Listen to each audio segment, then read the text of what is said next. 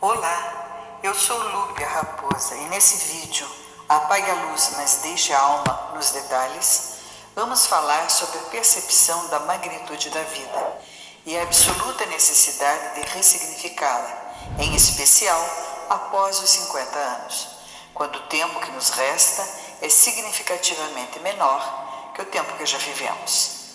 Ao final do vídeo, vamos propor uma meditação, uma mentalização, baseada num trecho do texto Pálido Ponto Azul, de Carl Sagan. Na história de César e seu trilhar pelos caminhos da Cordilheira dos Andes, ficamos sabendo que ele sofreu um colapso mental emocional aos 70 anos, quando a completa desilusão com a vida e consigo próprio afogou-o no delírio.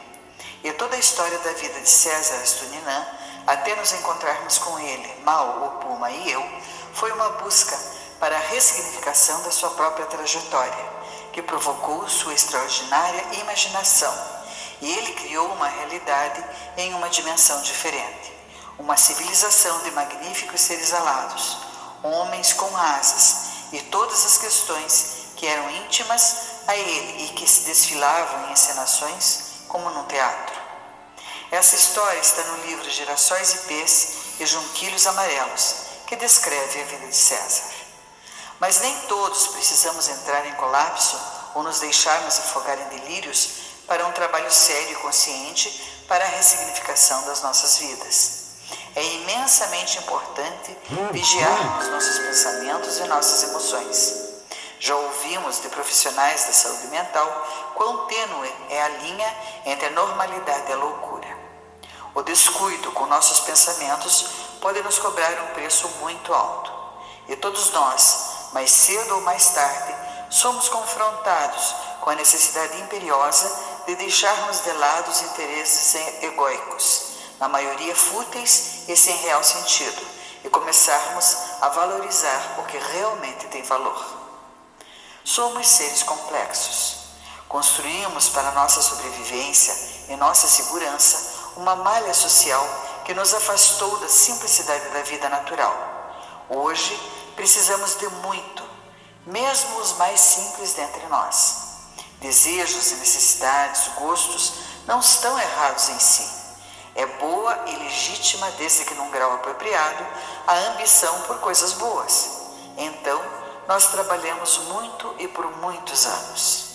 Até que um dia acordamos com 50 anos de idade. Então, é hora de passarmos a viver para nós mesmos. Aqueles que um dia dependeram de nós já podem e devem assumir as rédeas das suas próprias vidas, para o bem ou para o mal. E a nós compete sermos independentes deles, inclusive emocionalmente. É hora de deixarmos filhos e netos, ou qualquer um que tenha dependido de nós, com as suas vidas.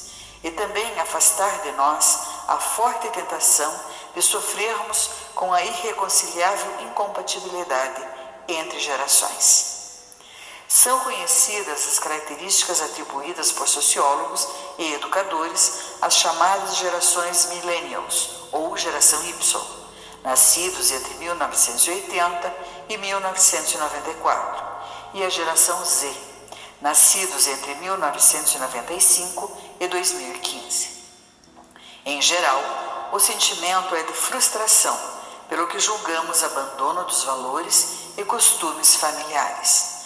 É também famoso o conceito do sociólogo Zygmunt Bauman sobre a vida líquida, descrita por ele em seus trabalhos Modernidade Líquida, Tempos Líquidos e 44 Cartas do Mundo Líquido.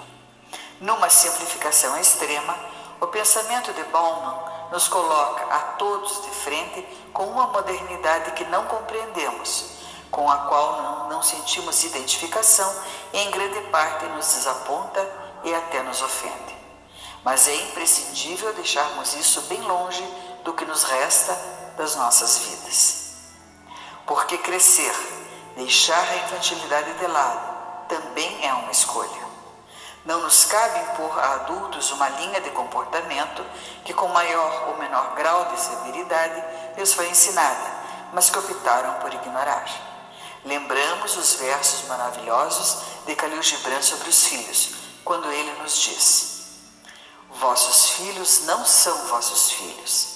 São os filhos e as filhas da ânsia da vida por si mesma. Vêm através de vós, mas não de vós. E embora vivam convosco, não vos pertencem.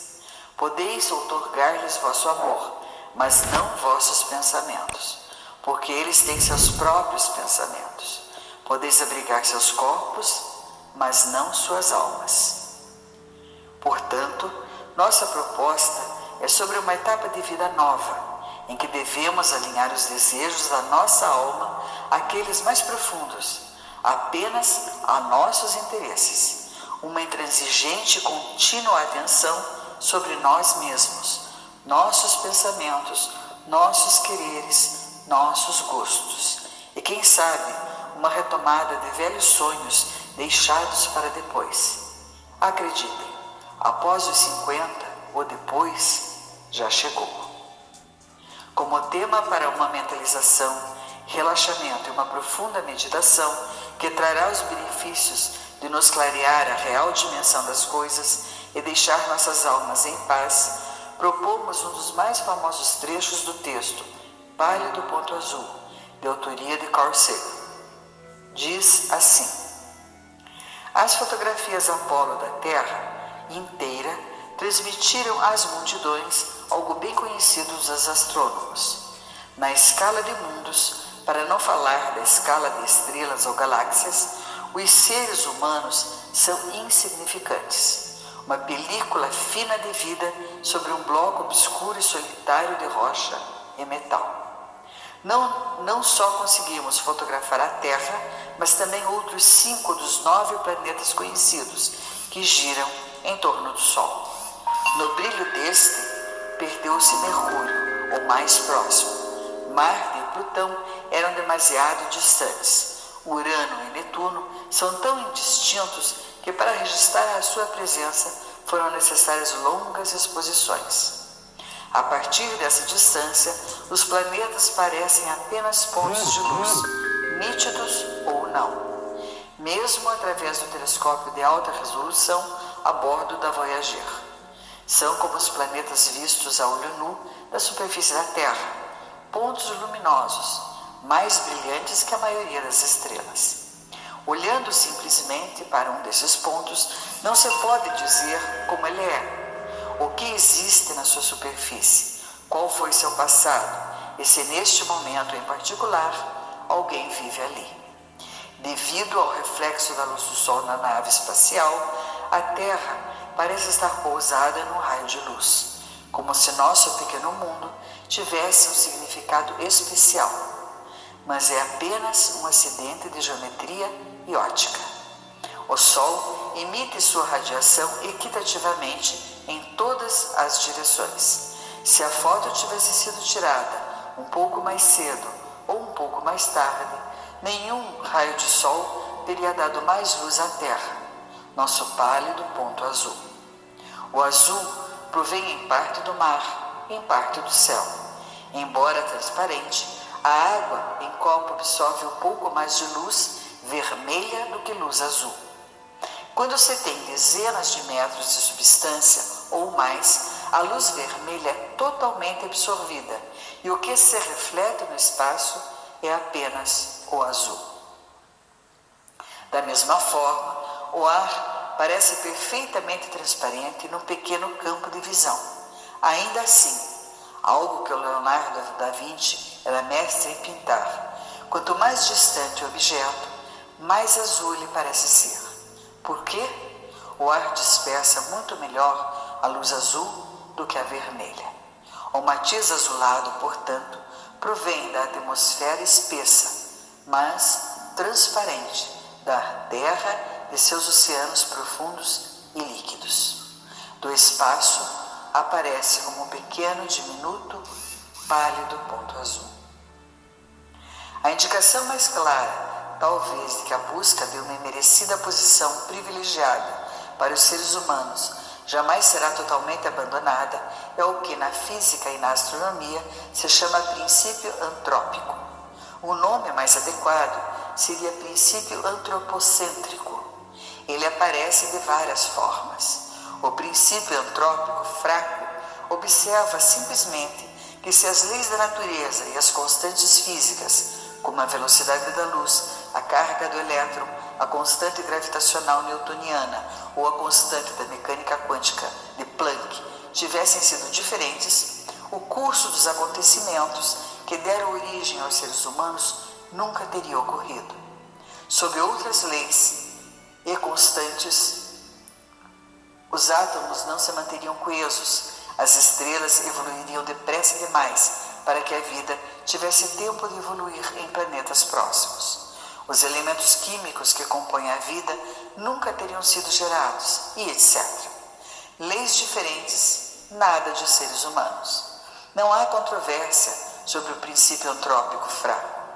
Alteradas as leis e as constantes da natureza, se isso fosse possível, talvez surgisse um universo muito diferente. Em muitos casos, um universo incompatível com a vida. O simples fato de existirmos implica restrições às leis da natureza. Já os princípios antrópicos fortes vão bem mais longe.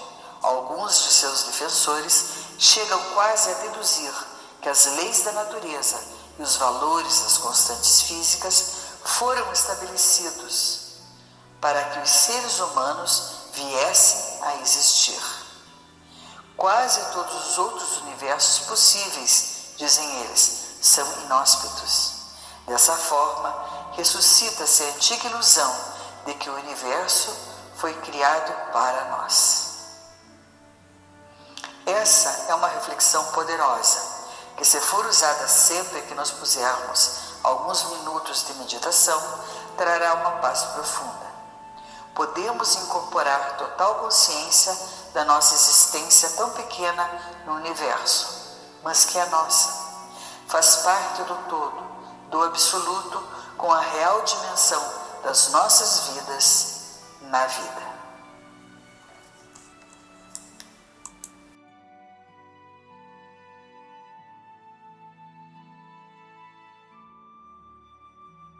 Muito obrigada a todos que nos acompanharam até aqui. Até o nosso próximo vídeo.